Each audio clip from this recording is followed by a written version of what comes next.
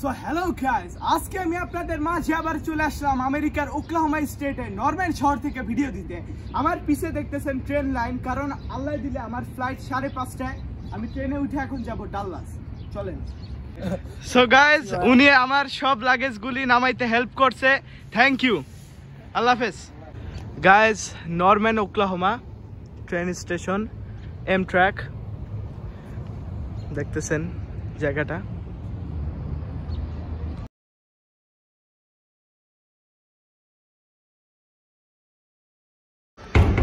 Train station আগের বার দেখছিলাম, সুন্দর ছিল, এখনো কাজ চলতেছে।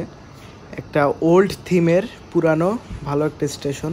গাইস, ট্রেন আসতেছে, ওই যে দেখতেছেন ওটা, এই যে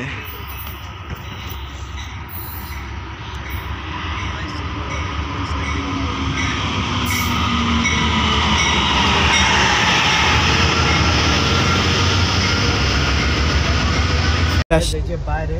এবং আমার সিট দুইটা পাইছি, কারণ এই ট্রেনে অত একটা মানুষ থাকে না। এবার দেখাই কি কি আছে এখানে। বিশাল পায়ের জায়গা, প্লেনেও এত দেয় না, অনেক জায়গা এখানে। এবং এই যে পা রাখার জন্য এই যে গাইস, তারপরে সিট রিক্লাইন করা যায়।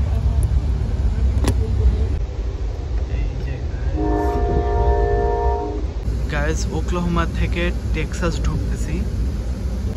গাইস, এবার ট্রেনের ভিতরে দেখাই। এই যে সিটগুলি এরকম বেশ খালি খালি, ট্রেন সব সময় খালি থাকে। আগেও 2-3 বার উঠছি। তারপরে এই যে গাইস সিঁড়ি, দোতলা ট্রেন, সিঁড়িগুলি হালকা একটু চাপা, তবে সেই রকম ট্রেন গাইস।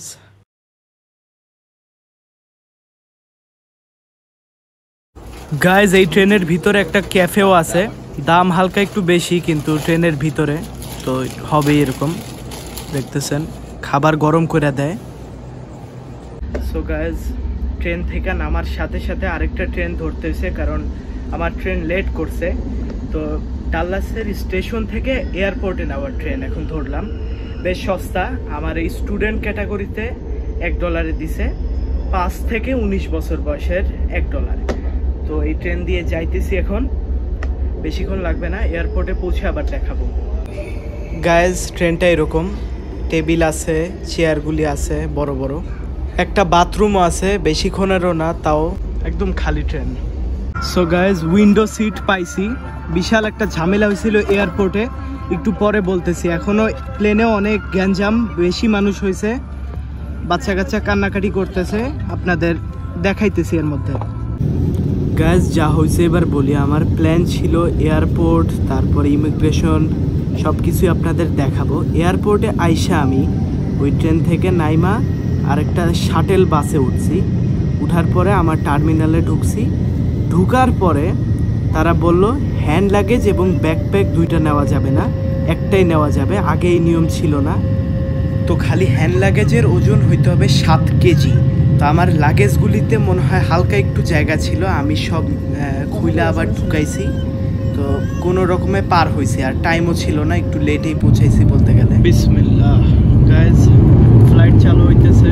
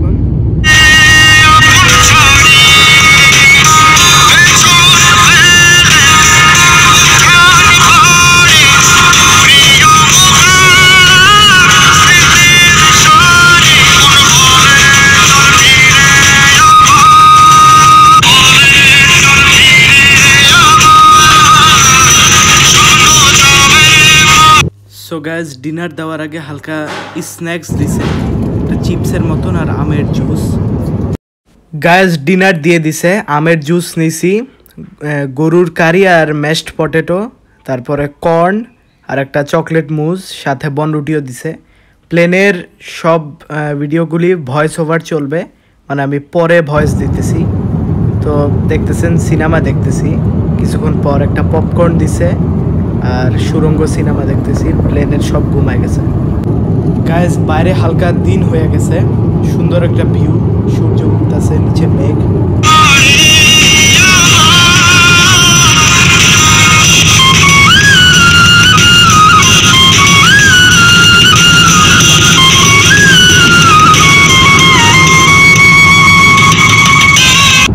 গাইজ 14 ঘন্টার ফ্লাইটের 9 ঘন্টা হয়ে গেছে। দেখতেছেন একটা চিকেন পিৎজা পেস্ট্রি দিছে, একটু পরপরই খাবার দিতেছে, খুব একটা খিদা লাগতেছে না।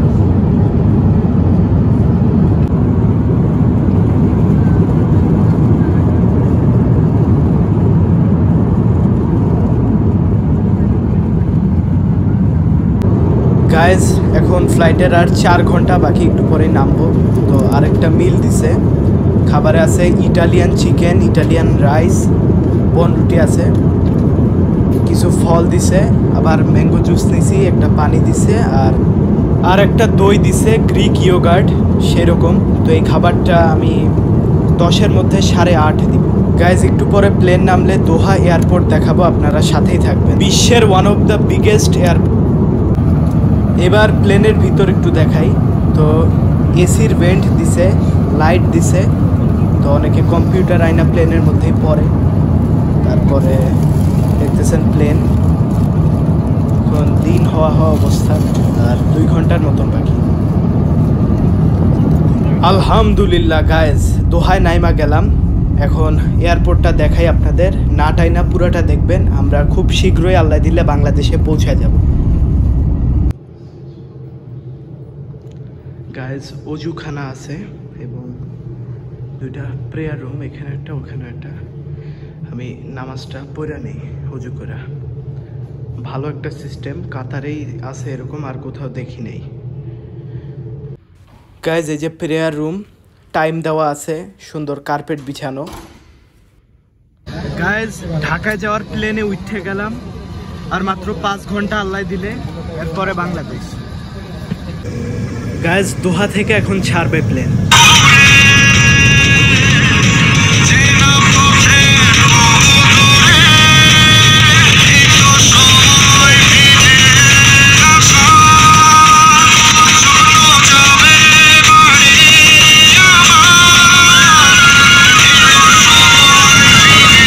গাইজ এই ছোট লাইটগুলি ঢাকা শহরের লাইট।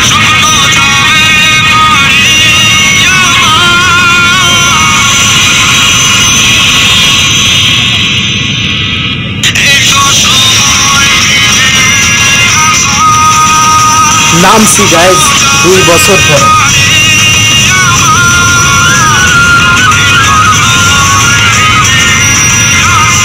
সো গাইজ প্লেন থেকে নাইমে গেলাম, এখন এয়ারপোর্টের ভিতর ঢুকতেছি। সো গাইজ মেশিনের সিঁড়িতে উঠলাম বহুদিন পর। গাইজ ইমিগ্রেশন শেষ করে লাগেজ নিয়ে বাইর হয়েছি, এখন ভোর 4টা বাজে। বেশি একটা সময় লাগে নাই, 1 ঘন্টার মধ্যেই সব করে দিছে। তো বাসায় যাই এখন। আপনারা সবাই সাবস্ক্রাইব করে দিবেন, সামনে বাংলাদেশের কাচ্চির ভিডিও আসবে, বুফের ভিডিও আসবে, খানাদানার সেরকম ব্যবস্থা সব ভিডিও আসবে। আপনারা সাবস্ক্রাইব করে দিবেন। ভালো থাকবেন, সুস্থ থাকবেন। আল্লাহ হাফেজ, আসসালামু আলাইকুম।